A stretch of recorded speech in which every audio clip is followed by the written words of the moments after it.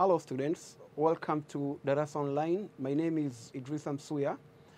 We're here to do revision in History Paper 2, and we are proceeding to where we stopped last time. Our topic of today is Neo-Colonialism and Underdevelopment in the Third World countries. If you remember, my students, last time we looked at meaning of the concept of Neo-Colonialism and Underdevelopment.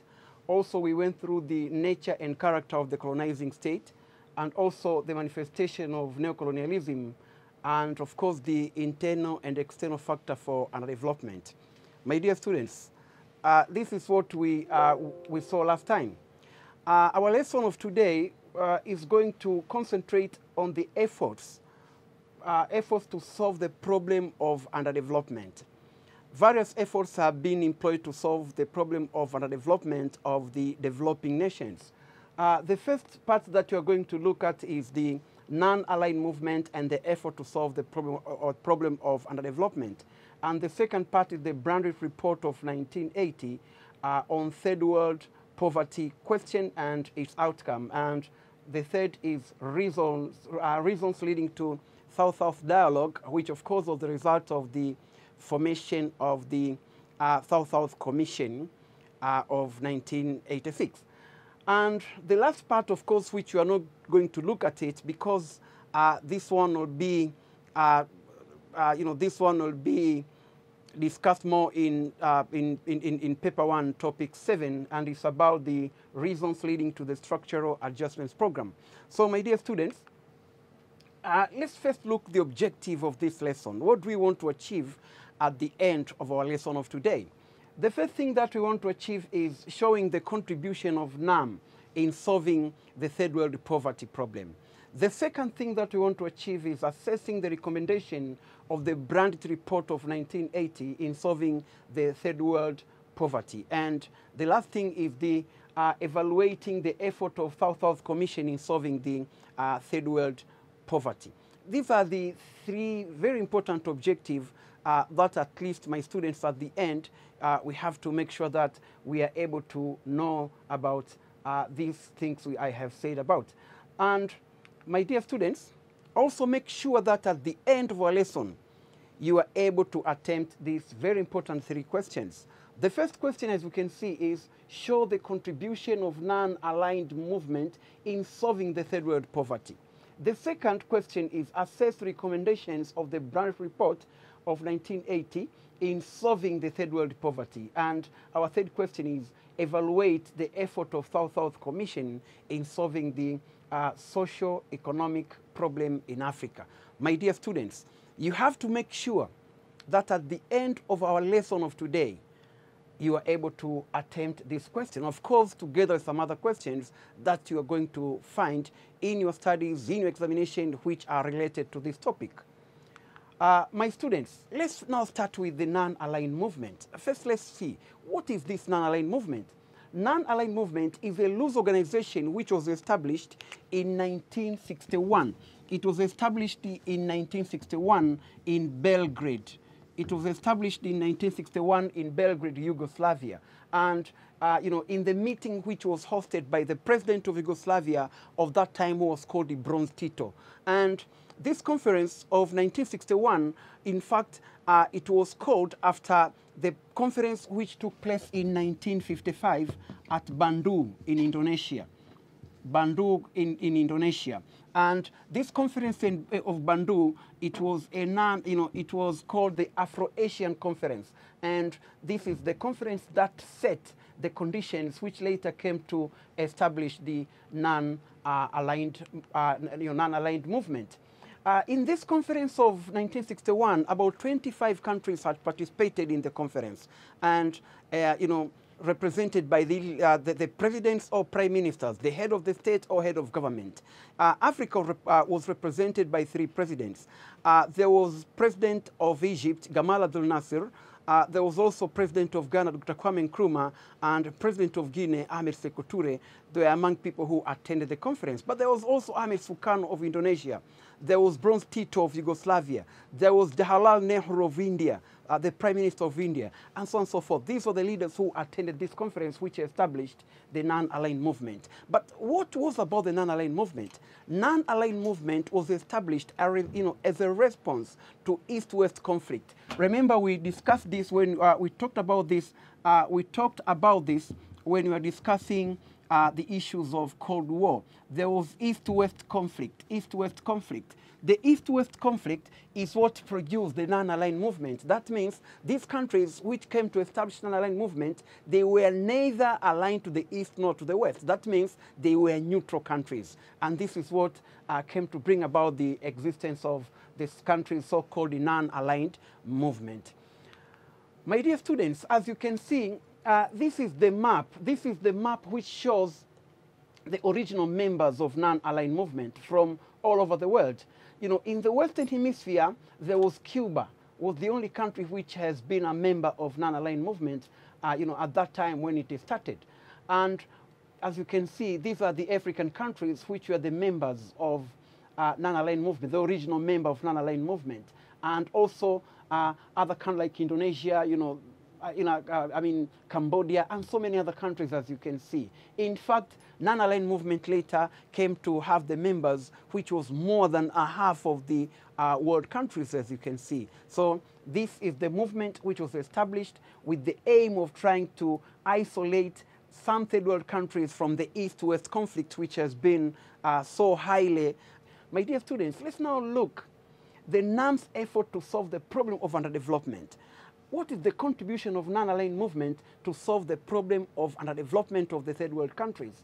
The first way which NAM has contributed in solving the problem of development of the third world country, it is through, calling the third world countries to have a common voice, My dear students, by common voice here, my dear students, we are referring to have one say in the international platform. Having one say in the international platform. Third world countries are so divided. As you can see as we speak, the world is very much united. When European countries go to the UN, they can go, those days they could go as European Economic Community. And now they can go to the international platform as European Union. As the United States can go as a very powerful country. USSR also at that time, and Russia now, could go as a very powerful country. But unfortunately, third world countries, they could go as the small countries with no voice and so on. So one of the objectives, one of the very important contribution of NAM to solve the problem of underdevelopment of third world country, it was to make the third world countries go to the UN, go to the international discussions, to the different international platforms as one. That means they could go there as one. So one thing was to give voices to the third world countries in the UN and its various agents. That was very important contribution of NAM.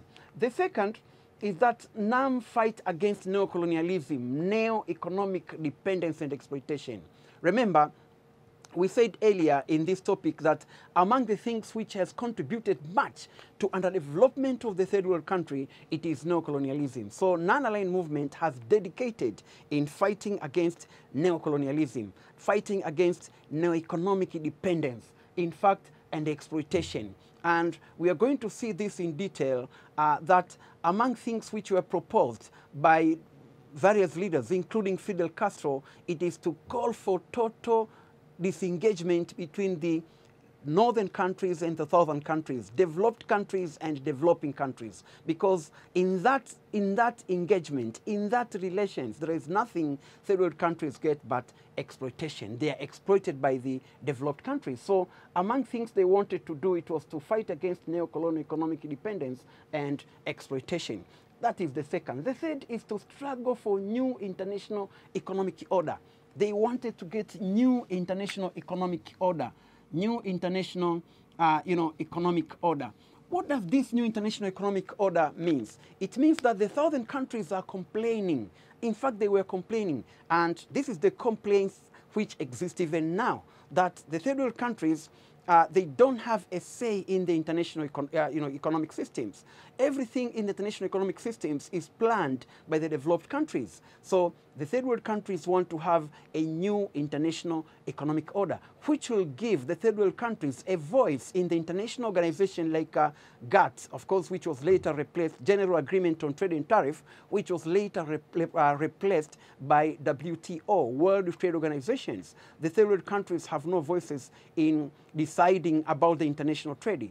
They don't have a say in the United Nations, and so on and so forth. So, among other things, they wanted, they maintained the struggle for international economic order through North-South dialogue. They wanted to get chances in the in the international economic order, but that will be obtained through North-South dialogue, the dialogue between the northern countries and the southern countries, the developed countries and the developing countries. But of course, we are going to see that after that has failed, they turn and introduce what is called a South-South cooperation. That means the southern countries now, they can speak on their own and they build up, and they build themselves as a bloc and have a voice of her own.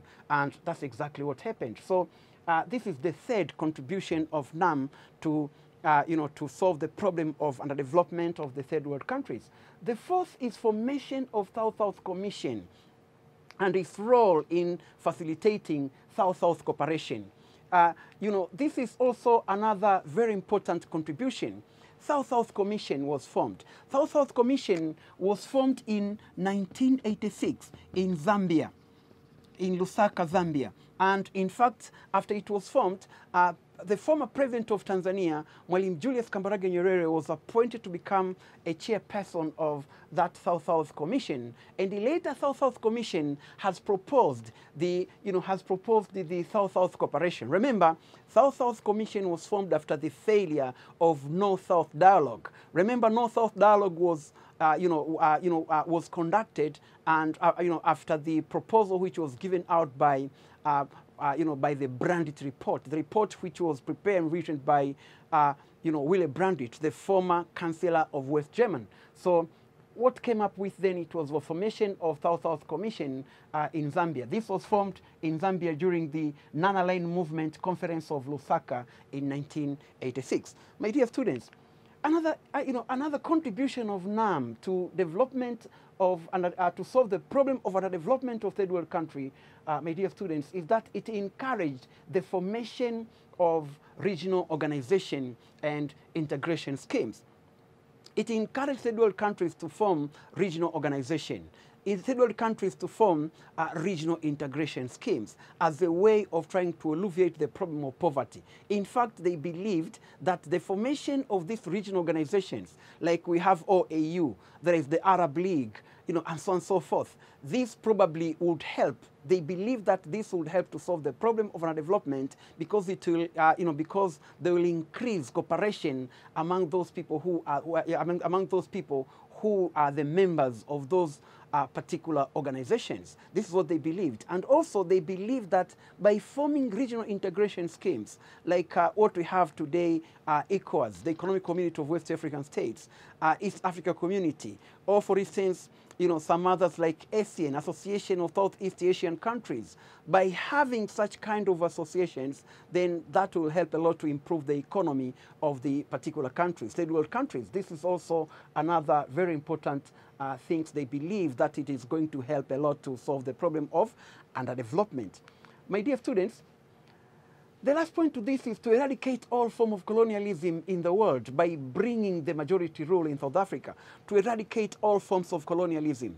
They wanted to eradicate all form of colonialism. Remember, among the obstacles to development of third world country, it is colonialism, because colonialism cannot bring development to a country which is under colonial rule. What colonialism can do to that particular country, it is to exploit, exploit, and exploit, nothing else. So they wanted also to bring development to those third world countries which were under colonialism by first supporting decolonization of those countries. And my dear students, as you can see, this has played a very major role in bringing the majority role in South Africa. Or for instance, you know, the independence of Angola and Mozambique. It has so much contributed by the role played by Cuba. Remember, Cuba as the member of non-aligned movement, they gave material, moral, and even they took some troops to go to fight in Angola, Mozambique, and Namibia. And that facilitated the independence of these countries. So this is another very important contribution of non-aligned movement to, you know, to solve the problem of underdevelopment. My dear students, this is another point. Of course, NAM called for total disarmament.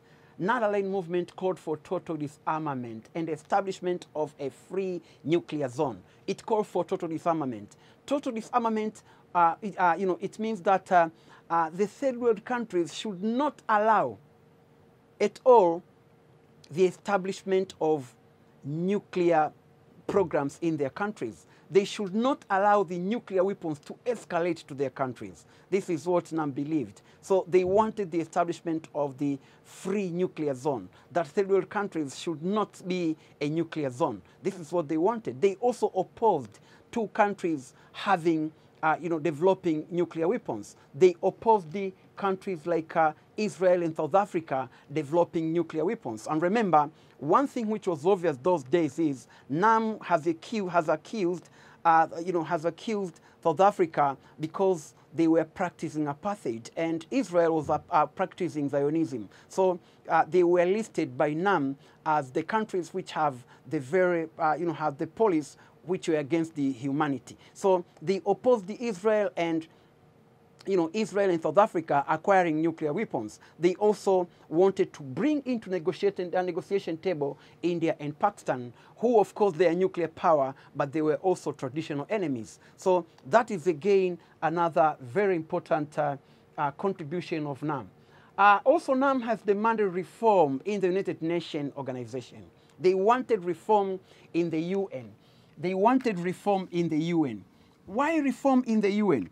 They wanted reform in the UN because United Nations, ever since it was established, they used to have what we call the permanent members of UN. And these permanent members of UN, remember, they are formed of 5 countries. You know, there is United States of America, there is China, there is France, you know, there is Britain, you know, and these countries, they have the monopoly of making all major decisions by themselves. And no third world countries was there among the permanent members. Of course, there are 15 members, and other 10 members, they are rotating, but they don't have the veto power. So non-aligned movement wanted the reform in the United Nations, at least to give more power to the third world countries, at least to have representation, a permanent representation in making major decisions. My dear students, this is the decision making in the United Nations, as you can see in our screen. The decision making, and decision is always made by Security Council. Here we have the General Assembly, where all countries are the where all member countries of UN, they enter here into making decisions. But their decision is not bind until it is authorized or it is passed by the Security Council. And here there are 15 members. Out of these 15 members, 5 members are permanent, and those 5 members have got the veto power. So non-aligned movement want to change this kind of situation to make it better. So, my dear students, after we have talked about the contribution of non-aligned movement to solve the problem of underdevelopment, let's now, my dear students, go to another second very important part, and this is the Brandit report of 1980 on third world poverty question and its outcome. We are talking of the Brandit report. What is this? Brandit report is the report which was prepared and written by the former Chancellor of West Germany, who was called Willy Brandt. Willy Brandt was appointed in 1977, in fact, after the idea given by the president of World Bank of the time, Robert McNamara. That was January 14th, 1927. Robert McNamara, who was also, who was previously the Defense Secretary of Defense of the United States of America, he gave that idea of, of establishing a commission of experienced people trying to look about this, this problem of poverty and the gap of, the gap between northern countries and southern countries. So the Brandt report, therefore, is the report written by independent commission, first chaired by Willy Brandt, the former Chancellor of West Germany, as I've said, and there were so many members. Among them, my dear students, was Amir Jamail, who was the former finance minister of Tanzania, was among the important people who made that commission. And the Brandt report came up with what is called the Brandt line. Brandt line, as we shall come to see, in fact, it divided. Brandt line has divided the world into two parts. Of course, this line is not very straight, as we are going to see it in the next map, but divided the world into two parts, about 30 degrees north, 30 degrees north, and the northern countries are rich and the southern countries are poor. So this is the line which has been drawn by Willy Brandt. And so he said, the southern countries are poor, the northern countries are rich. So something has to be done, at least to help the south, because these countries, the countries of the south and the countries of the north, they depend on each other. So some efforts should be made to help the southern countries to overcome the problem of poverty. My dear students, this is the world map, and it shows the Brandt line, as you can see. This is the line. It starts here. It goes, this United States of America, and it leaves below Mexico to be, one of the developing countries or third world country. And as you can go, all countries of South America at that time, they were listed as the least developed countries. All African countries also the same, as it goes here and take some of the countries, India and China, they were among those countries which were least developed. And it goes this way. This is Japan, it is left. And it goes this way. And you can see Australia and New Zealand, they are left as the developed countries. This is the line which was drawn by Willy Brandt, as you can see. Developed countries, developing countries. This is the way he drew the line. And this is the Brandt line. My dear students, however, we have got some questions that we have to ask today as we proceed with the lesson. Let's look at this map. Let's look at this map and ask yourself, is the Brandt line as he drew it valid today? Ask yourself, how valid is the Brandt line today? Because as you can see today, as we speak, Brazil is one among the industrialized countries. We have Argentina. Here, of course, here we have South Africa. We have Egypt. You see, and these are other countries, Saudi Arabia, there are some countries, India, for instance. You see, in fact, in short, there are a group of countries which emerged, and they are called the BRICS. They are called the BRICS.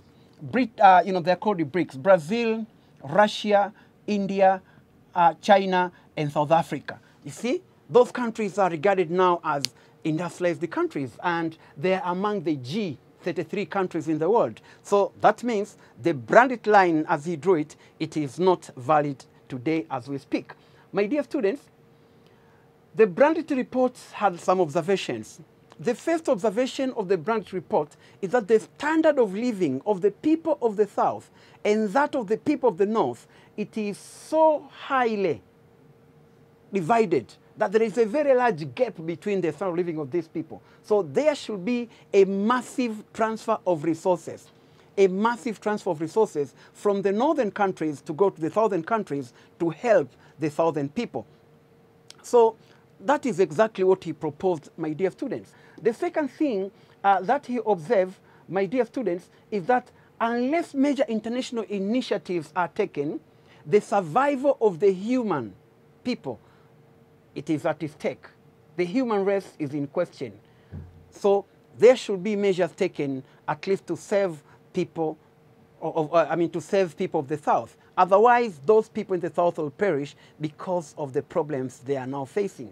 And the third observation is the Commission concluded that the world economy is functioning so badly that it damaged both the immediate and long-run interest of all nations. He said the economic systems of the world is functioning so bad. There is no, there is no equality in the way the world economy is functioning. It functions in favor of the northern countries. So he suggested that some measures should be taken, and those should be immediate and long-run measures to solve those problems. This is the observations which was made by the Brandit report. My dear students, let's now go to suggestion of Brandit's report on solving the problem, the poverty question in the third world countries. What Brandit has suggested.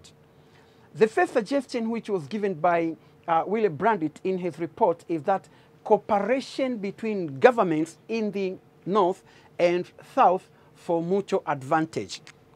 There should be cooperation between the government of the north, that north and south, north and south should establish a cooperation for mutual advantage. That means if there is cooperation between the southern countries and the northern countries, then it should be for the mutual advantage. All countries should be benefited by that cooperation.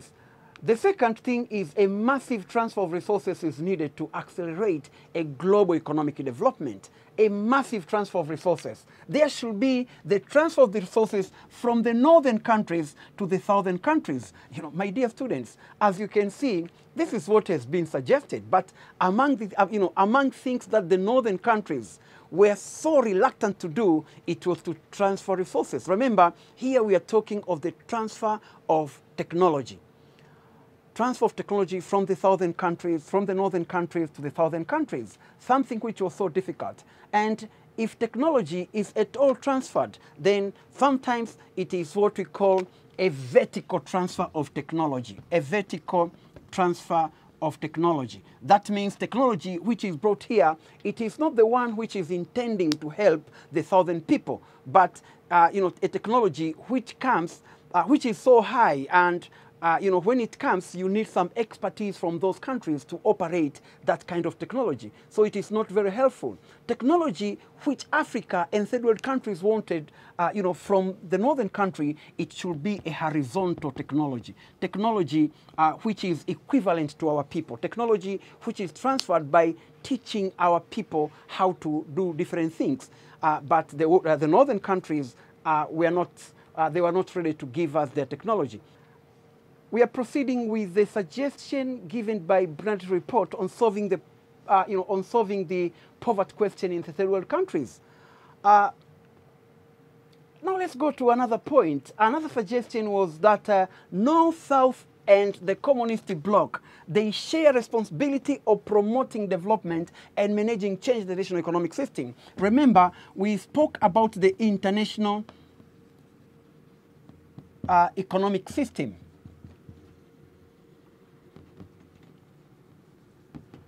That the way it was functioning, according to Brandt's report, it was not functioning well. It was functioning in favor of the northern countries. So, among things proposed is that there should be changes in the international economic system, and that will be made possible by the cooperation between the, the northern countries, the communist bloc, and the southern countries. Here there are some differences, my dear students, that you'll have to note.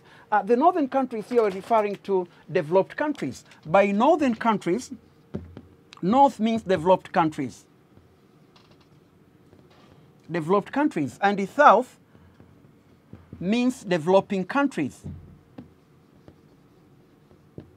And the communist bloc, of course you know the communist countries, the communist bloc, here, of course, we are referring to the second world countries. Second world countries. That means they don't fall under the category of third world. They don't fall under the category of first world. They fall under the category of second world. That's why Brandt's report has suggested that the northern countries, the southern countries, with the communist bloc, they have to cooperate together to change the international economic system. Remember, this is exactly like what we saw in our discussion about NAM, when they suggested for the introduction of new international economic order. And the Branch report as well also suggested for the managing change in the international economic system. Something, again, as we can see, which is so difficult because of the fact that the Western countries, the developed countries, they are so highly benefited by the existing economic system, which is pure and typical exploitative. By having World Bank operating that way, by having International Monetary Fund operating that way, by having World Trade Organization operating that way, it makes the developing countries, developed countries, to continue to exploit the developing countries. And so for that case, the gap between the North and the South will never, ever be bridged for that case. My dear students, another suggestion which was given by the Branch report on solving the problem of underdevelopment of third world country is proposing countries to exercise a greater voice, that developing countries to exercise a greater voice and management of international economic system, to exercise a greater voice. My dear students, as you can see, what has been suggested here does not differ much from what has been suggested by the non-aligned movement, that there should be the developing countries should have a greater voice in the management of the international economic system. This is in General Agreement on Trade and Tariff, or WTO. But then the problem is the same as what we have said. It is not easy as what Branch report has proposed. The Western countries, developed countries, will never agree to. Just to give power to third world countries in making decisions, and so on and so forth, as long as they are benefited by this existing system. So, my dear students, this is another thing, a quick agreement on set of emergency measures. They said that there should be a quick agreement because they knew that what has been suggested, it might take a long time to reach a conclusion. For instance, when you speak of changing the international system, when you speak of changing the managing economic system and give third world countries more power, this is something which is not going to be done very quickly and soon. It is going to take time. So they said, a quick agreement on set of emergency measures should be, should be done. That means there should be the quick emergency measures to solve the problem which might occur before the implementation of the long-run plan. So there should be an immediate measures to solve some problems. And this includes the problem of famine. Like during the report, at the time when the report was released, there was a problem of famine in Somalia, in Ethiopia, in Kenya at that time. And, the report suggested that there should be some quick measures to solve such problems, like diseases, famine, and so on and so forth. This is the Branch report and the suggestion it gave to solve the problem of developing countries. Let's now look at the impact of the Branch report on third world poverty. What is the impact of that report? The first impact of the report is the emergence of North-South dialogue. As we have said, Branch report has suggested for the some measures to be taken by the North and the South. So what came next then, immediately, it was the North-South dialogue. North-South dialogue. And why this dialogue? This dialogue was important so as to reach what has been suggested by the Branch report. So the dialogue, of course, was conducted, but what came next is the dialogue failed. The dialogue failed because the North rejected to comply with the, with the demand of the South. So the dialogue failed. And the second is increasing poverty of the people of some third world countries and the widening gap of development between North and South. In fact, when the report was released in 1980, the gap between the southern countries and the northern countries was not so was not so large, but as we speak today, the gap between the northern countries and southern countries has been very highly widened. So for that case, we can say there was increasing poverty of the people of the third world countries and the widening gap of development between the north and the south. In fact, instead of helping the third world countries, as reporters suggested, the third world countries has been much intimidated by the relations which was proposed by the by the Brandit report. So for that case, as we can say, as a result of that Brandit report on third world poverty, there was increasing poverty of the southern countries. The third impact is the debt crisis. Debt crisis is another theme. Debt crisis.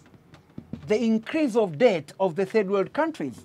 And the debt has increased because of some reasons, and that include the flow of money from the northern countries, southern countries, as has been suggested by the Brown report, that there should be the transfer of resources from the northern countries to the southern countries. But my dear students, how that resource is transferred? If we are talking of financial resources, if we are talking of, of financial resources, or maybe technical assistance, which is given in terms of loans, in terms of loans, then the loans that third world countries received, they were associated with very high interest. As a result, the third world countries have to suffer because they have to pay that money back. And the money they borrowed, they pay it back, but much of what they are paying, it is not a real debt. It is interest. It is interest. So you can see that has increased the debt to the third world countries. And, so third world countries, they are listed to among the highly indebted countries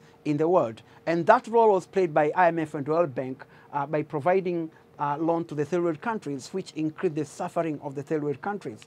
Another point here is, another impact is increasing hunger and famine. There was increase of hunger and famine among the third world countries because more concentration was put in production of raw materials, as suggested by the Brown report, that the southern countries depend on the north as the north depend on the southern countries. The southern countries are the producers of raw materials, so they have to produce raw materials to feed the northern countries' industries. But the northern countries should produce industrial goods and supply them to the southern countries. So by concentrating in production of cashew crops, it made some countries not to put their effort in production of food. And the result of that, it was famine among the third world countries. So that is another very important thing. Okay, my dear students, now at least you have seen, we have come to look at the impact of the Brand report. And that is the end of our discussions on the issue of Brand report. Let's now go to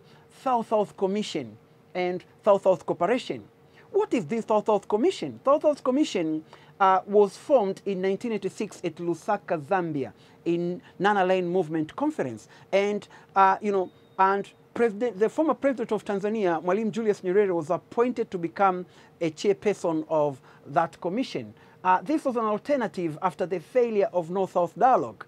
The failure of North-South dialogue made the third world countries to think of establishing their own initiative to solve the problem of underdevelopment. In the other hand, they said, after the failure of North-South dialogue, they could not just sit back and relax and do nothing. No, they have to do something. And what they decided to do is that non-aligned movement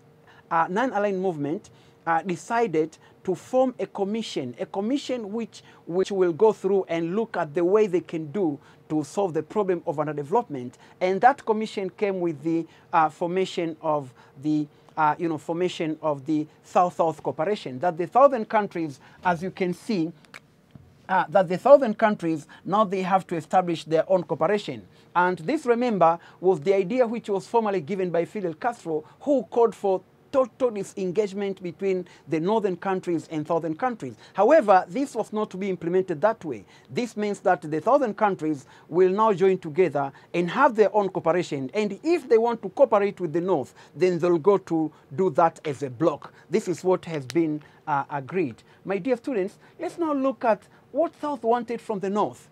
What South wanted from the north was very simple. One, they wanted the favorable terms of trade. That means they wanted equal trade. They wanted some reform in the in the General Agreement on Trade and Tariff, which was later changed to become the World Trade Organizations. They wanted, they were against the bad monetary system, and regulations. The Western countries were the one who were, Western countries were the one who were valuing the currency of the third world countries. So third world countries' money were always facing devaluation as the Western countries wish, as developed countries wish. So they wanted that, that kind of system to be changed. To allow appropriate transfer of technology. They also wanted appropriate transfer of technology. Technology to be transferred appropriate. Remember, I say appropriate because you might get a technology from the northern countries, but it's not appropriate. As we said, there are two ways of transferring technology. It can be vertical or horizontal. What is more preferable here is horizontal transfer of technology and not vertical. And another thing is to allow sufficient flow of financial aid and loans, to get more financial aid and loans. Because if you look back to after the Brandt report was released, then the financial aid and loans from the northern countries, in fact, from countries like Britain, has decreased. So they want a sufficient flow of financial aid and loans. My dear students, let's now look at the effort of South-South cooperation in solving the problem of our development of third world countries. What do they do? What did they do to solve the problem of underdevelopment of third world countries? The first way, it was to create a greater voice to the southern nations. To create a greater voice to the southern nations. They wanted the southern nations to have a more greater voice, especially in the international platform. That when they go to the United Nations, then they can speak as one. They can speak as a bloc. And so during the negotiation of anything, then third world countries can go there and stand as one under South-South cooperation, South-South Commission. The second thing was to make sure that southern countries stand as a bloc. They wanted southern countries to stand as a bloc, and they said OPEC, for instance, Arab leagues, Organization of African Unity, now African Union, it has to go as a bloc. Remember, they said the world is very much united. The countries are very much united today than ever. For instance, today, as you can see, European countries, they can go to, the international discussion as European Union. The Americans, of course, the United States is powerful countries, you see. So third world countries also, they have to try to go to the negotiation. They have tried to go to the international platform as a bloc. This is also what they wanted.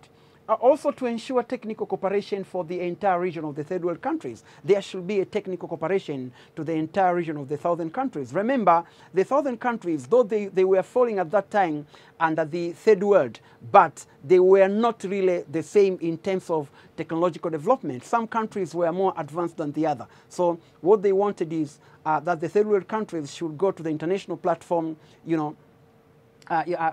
should have to have a cooperation among them in order to help each other, in development. Another thing was to foster economic integration between the southern countries. As we've said, there is OPEC, there is SADC, there is ECOWAS, there is LAFTA, there was the ASEAN, Association of Southeast Asian Nations, and so on. Also the need for mutual cooperation rather than dependence on the northern state. There should be mutual cooperation among the southern states instead of depending on the northern countries. And the other thing is regional and interstate conflict among the southern states. So these are the challenges. What are the challenges which faces South-South cooperation? One is the regional and interstate conflict among the nations. There are some conflict among the southern nations. Either nation against nations are fighting, or sometimes some countries faces the civil war. This is one of the obstacles. And a good example was the war between Iraq and Iran. These two countries were the member of the they were the members of southern country. South-South cooperation, but they were fighting and they fought against each other for about 8 years.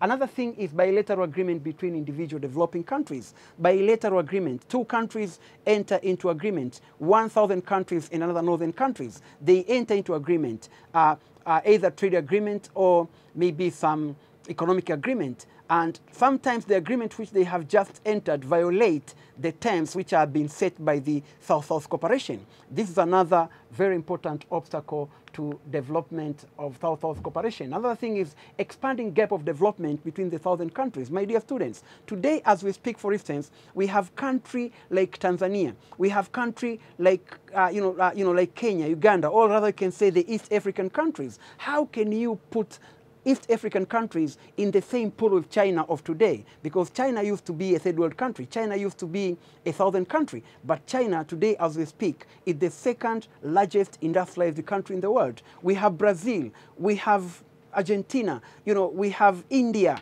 and those countries today, they have so well developed in industries. You cannot put them in the same pool with other countries like Somalia and so on. That's why some historians, they just put, redivided that divisions, that now we have the first world, second world, third world, and the fifth world, because of the way the economy, because of the way the country's economy is so highly, because of the gap that exists today in the country's economy.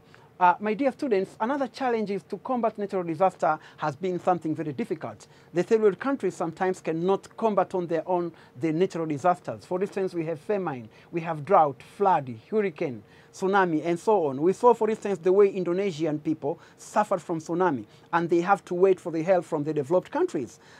We saw, for instance, the way people suffer from famine, Liberian people, for instance, and the third world countries could not play a role to help them. So the South-South cooperation, therefore, is becoming difficult because of existence of those natural disasters that the southern countries on their own cannot solve.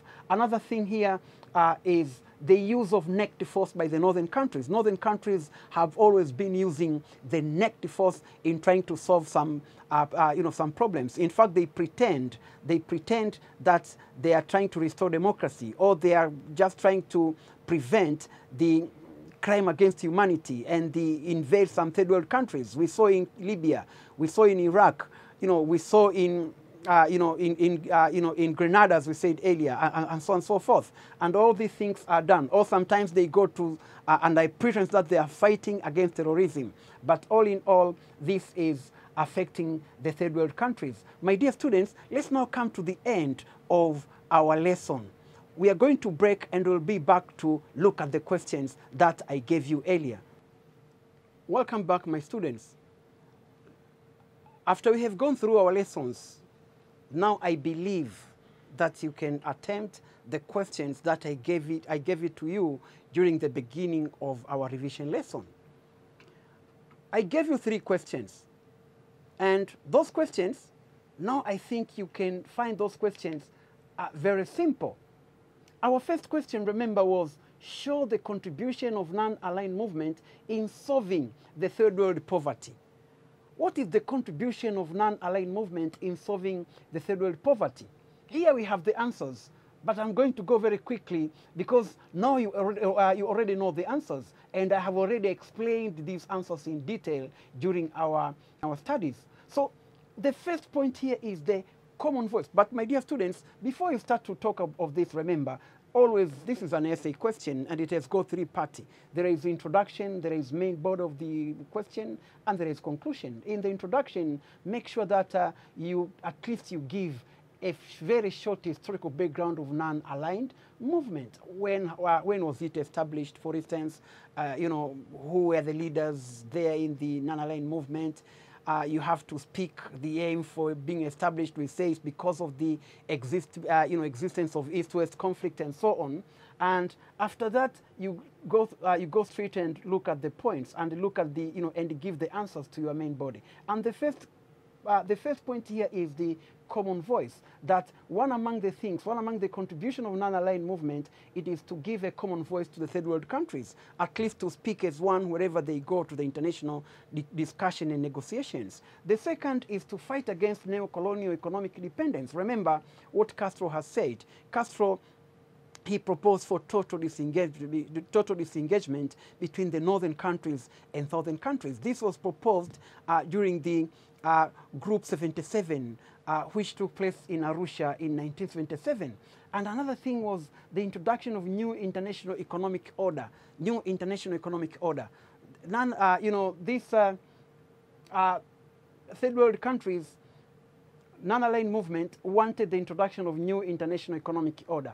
That means the existing international economic order, it was operating in favor of the northern countries. So they wanted the introduction of new international economic order, which will be functioning for the mutual benefit of both northern countries and southern countries. So this was to call for negotiations to bring up the equality in economic, in economic systems, to reform different international organizations and so on. Another thing was the formation of South-South dialogue, which was later followed by the South-South Commission. This is another contribution of the non-aligned movement. Remember, it is non-aligned movement which proposed for the formation of the South-South dialogue. Remember, we said that proposal was given out at at Lusaka, Zambia, in 1986, and appointed Mwalimu Julius Kambarage Nyerere to become the chairperson of that, of that commission. Another thing is the formation of regional organization and integration. This, of course, we discussed already in detail. Eradicate of all forms of colonialism, and also establishment of nuclear-free zones. Remember, among things which affect development of human being is the spread of these nuclear weapons. We said earlier, especially not only that a lot of money is spent, but also during the testing of those nuclear weapons, people are affected, also living organisms affected, and so on and so forth. So that is another very important contribution of non-aligned movement to, in solving the problem of third world countries. And the last thing is the demand of the reform in the United Nations. These are the points which shows the contribution of non-aligned movement in solving the third world solving the third world poverty. My dear students, after this, of course, you're going to have conclusion, and conclusion is anything relevant. That means you'll have to show, and it probably most important, you'll have to explain the probably very short about the, how do you see the non-aligned movement today? Is it, is it still relevant? Because it was established at least to fight for to disengage third world countries from the East-West conflict. East-West conflict, which is no longer. So you'll have to see the validity of non-aligned movement today as we speak. The second question, my dear students, is assess recommendations of the Brandit report of 1980 in solving the third world poverty. Again, we have gone through this, and the answers here, as you can see: cooperation between North and South for mutual advantage, promoting and managing changes. Promoting and managing change of economic system, massive transfer of resources, developing countries should have a greater voice in the international issue, and taking some emergency measures to solve the immediate crisis. And finally, what has been proposed, taking some emergency measures to solve the immediate crisis, and so on. So, my dear students, this is the second question. The third and last question is, evaluate effort of South-South Commission in solving the problem of, in solving problems in Africa.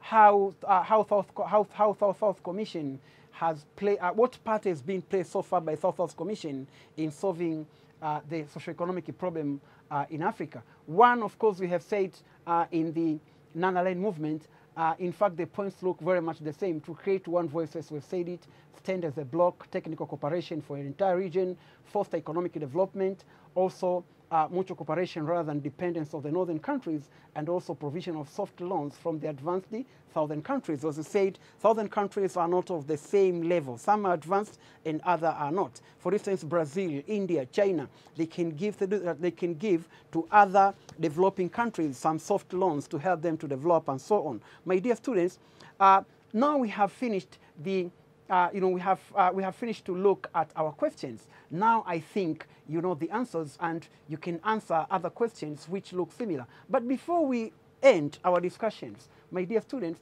I'd like at least to go back and look at the Tanzania's effort, because after President John Pombe Magufuli came to power as the president of Tanzania, he has tried his best to solve some problems. In trying to solve the problems, as we have seen earlier in this topic, that some efforts have been made so far to solve the problem of underdevelopment in third world countries, Tanzania being one of them. Let's look, what effort has been made so far? Let's look about fighting corruption. Tanzania has dedicated in fighting against corruption as one of the problems which affect third world countries so much.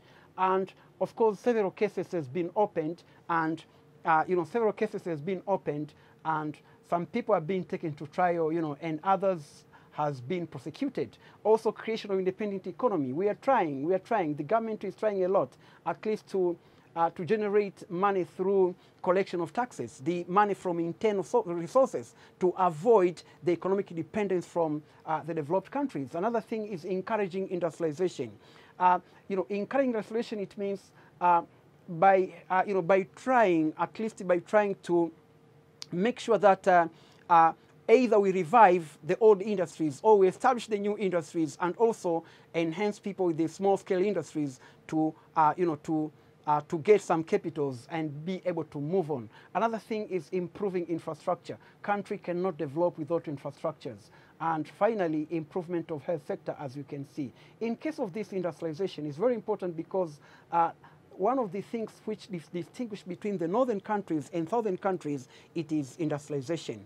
We should not depend on agriculture. We have to be able to develop our industries. My dear students, let's now come to the end of our discussion.